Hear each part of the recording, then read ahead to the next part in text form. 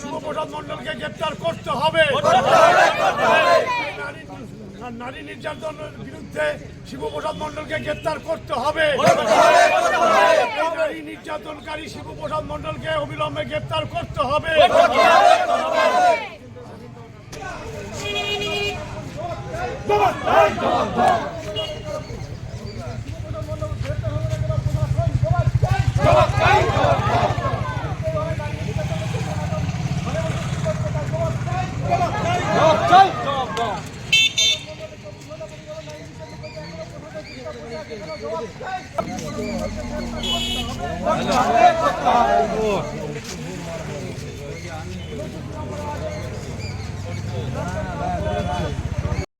শিবপ্রসাদ মণ্ডলকে অবিলম্বে গ্রেপ্তার করতে হবে। এই এলাকায় মহিলাদের নারী নির্যাতনের বিরুদ্ধে শিবপ্রসাদ মণ্ডলকে অবিলম্বে গ্রেপ্তার করতে হবে।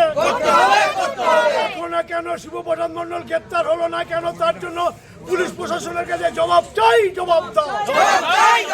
বেরিয়ে গেল এখনো কেন শিবপ্রসাদ মণ্ডল গ্রেপ্তার হলো না, তার জন্য পুলিশ প্রশাসনের কাছে জবাব চাই, জবাব দাও। এই এলাকায় সন্ত্রাসকারী শিবপ্রসাদ মণ্ডলকে অবিলম্বে গ্রেপ্তার করতে হবে। এই এলাকার থেকে মেয়ে তুলে নিয়ে নির্যাতন করেছে শিবপ্রসাদ মণ্ডলকে গ্রেপ্তার করতে হবে। প্রাক্তন কাউন্সিলরের দাদা শিবপ্রসাদ মণ্ডল এখনো গ্রেপ্তার হলো না কেন?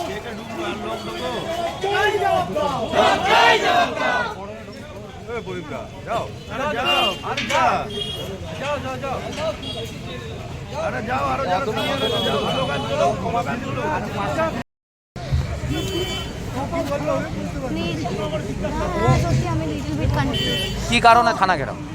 এখানে আমরা যেটা জানি, গলাটা বসে গেছে দাদা, তো আমরা যেটা জানি যে শিবু বলে যে লোকটি আছেন আমাদের কাউন্সিলরের দাদা, তিনি একটা প্রচণ্ড জঘন্যতম একটা অপরাধ করেছেন। তো যেটুকু আমরা শুনেছি, আমরা আজকে শুনেছি খবরটা, দিন তারপরে আমরা এসে এখানে ঘেরাও করি, এসে আমরা জানতে পারি যে এরকম অবস্থা, এরকম জিনিস হয়। তো এটাই আর কি। আমি গাইড দিতে পারি। কি নাম? আমার নাম স্নেহা ঘোষ। কি হয়েছে ঘটনাটা?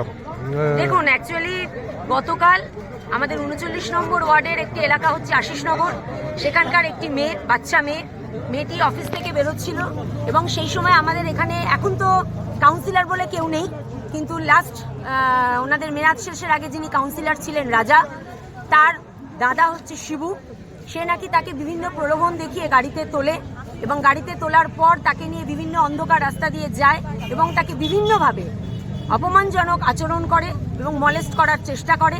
মেয়েটি কান্নাকাটি করে গাড়ি থেকে নেমে যেতে চায়। তো তারপরে যখন অবশেষে মনে হয় শিবু পেরে ওঠেনি, তো তখন তাকে গ্যারেজে নামিয়ে দিয়ে ব্যাপারটি যাতে সে প্রকাশ্যে না নিয়ে আসে, এই ধরনের বিভিন্ন থ্রেটনিং তাকে দেওয়া হয়। তো এটা আমার মেয়েটিকে ধন্যবাদ জানানো উচিত যে সমস্ত রকম ওদের এই যে মানুষকে দাবিয়ে দেওয়া, মানুষকে ভয় দেখানো, এই ধমক চমককে দূরে সরিয়ে রেখে মেয়েটি যে সত্য ঘটনাটাকে সকলের সামনে তুলে আনতে পেরেছে, এটার জন্য তার যথেষ্ট সাহসিকতার সে পরিচয় দিয়েছে। এবং সবচেয়ে বড় কথা হচ্ছে, এই যে কাউন্সিলরের পরিবার, এই পরিবার যে আজকে এই প্রথম এই কাজ করেছে তা নয়, এই পরিবারের একটা ইতিহাস আছে।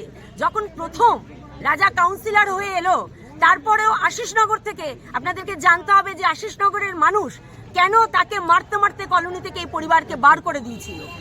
তারা টোটালি করাপ্টেড পরিবার এবং তারা ক্ষমতায় আসার পর যথেচ্ছভাবে ক্ষমতার অপব্যবহার করেছে, কিন্তু তারা মসনদে বসে আছে। এটাই হচ্ছে মামাটি মানুষের সরকারের নিদর্শন। যারাই ক্ষমতায় থাকে তারাই অরাজকতা করে, তারাই সাধারণ মানুষের ওপরে, মা বোনেদের ওপরে অকথ্য অত্যাচার করে এবং সেটা আমাদেরকে দাঁড়িয়ে দাঁড়িয়ে দেখতে হয়। তার বিরুদ্ধে আজকে আমরা বছরের প্রথম দিন 2026 আমরা এর বিচার চাই। এবং শুধু তাই নয়, যেখানেই সে গা ঢাকা দিক না কেন, আমরা এটা অবিলম্বে দাবি করব যে শিবুকে আমাদের পাবলিকের হাতে তুলে দেওয়া হোক, পাবলিকই এর বিচার করবে। কারণ আজকে যার ঘরে এই ধরনের ঘটনা ঘটেছে, আজকে যার মেয়ের উপরে অত্যাচার হয়েছে, আজকে তার মা বাবার কি অবস্থা, আজকে সেই অবিবাহিত মেয়েটার কি অবস্থা। সুতরাং থানায় বসে মিটিং করে সব জিনিসটাকে তারা আন্ডারস্ট্যান্ডিং করে নেবে, আর থানার যারা কর্মকর্তা আছে তারা ভেতরে ঢুকতে দেবে না, অন্যায় প্রতিবাদ করতে দেবে না, তারা দলদাসে পরিণত হবে। এটা হতে পারে না। আমরা এর বিরুদ্ধে আজকে থানায় এসেছি, আমরা এর শেষ দেখব, এটাই আমি বলে যেতে চাই। ওনার বিরুদ্ধে এর আগে অভিযোগ এসেছিল, বহু অভিযোগ আছে, ওনার আগে বহু অভিযোগ আছে। এবং সবচেয়ে বড় কথা, যারা সাহস নিয়ে বেরিয়ে আসতে পারে না, সাহস নিয়ে সব কথা বলতে পারে না, এরকম অজানা কথা, অব্যক্ত কথা, এই ধরনের নোংরামির বহু ঘটনা রয়েছে। তারা পয়সা তোলে, তারা মেয়েদের উপরে শ্লীলতাহানি করে, তারা মেয়েদেরকে বিভিন্নভাবে মিসবিহেভ করে, অথচ তারা ধমক চমক দিয়ে তারা পদের নামে তারা মেয়েদের উপরে অত্যাচার করে। এটা আমরা আর সহ্য করব না। আমাদের দুর্গাপুর, আমাদের 39 নম্বর ওয়ার্ড, এখানে প্রত্যেকটা মানুষ আমাদের ঘরের মানুষ, এ আমাদের ঘরের মেয়ে। আজকে তার উপরে এই ঘটনা ঘটছে, কালকে আরেকজনের উপরে এই ঘটনা ঘটবে। আমাদের নিরাপত্তা কোথায় গিয়ে দাঁড়িয়েছে, এটা ভাবতে হবে। আজকে কি হলো? আজকে আমি যখন এসেছি আমাকে পুলিশ অথরিটি ঢুকতে দেয়নি, এবং জাতীয় কংগ্রেস কোনোদিন অভদ্রতামি করে না। তারা আমার কাছে বলেছে যে তারা নাকি অনেক লোক ভেতরে ঢুকে গেছে, তাই তারা যেতে দিতে পারছে না। আমার যেন পরে আমি পার্সোনালি দেখা করি, কিন্তু কথাটা সেটা নয়। ওনারা চান না, কারণ ওনারা জানেন আমরা যদি যাই আমরা প্রতিবাদ চাইবো, আমরা এর বিচার চাইবো, আমরা শিবুকে চাইবো, যেখান থেকে হোক ধরে এনে দিতে হবে। তারা মোবাইল ফোন যখন চুরি হয়, যখন সেই চুরির ফোনগুলো তারা এনে দেখিয়ে সেগুলো ভিডিও করে পাবলিককে দেখায় যে তারা কত ক্ষমতাবান, তাহলে আজকে অপরাধীরা কি করে পার পেয়ে যায়? তাহলে তারা ইচ্ছে করলেই ধরে আনতে পারে। তাদেরকে ধরে আনতে হবে এবং দৃষ্টান্তমূলক শাস্তির ব্যবস্থা করতে হবে, এটাই আমাদের একমাত্র দাবি।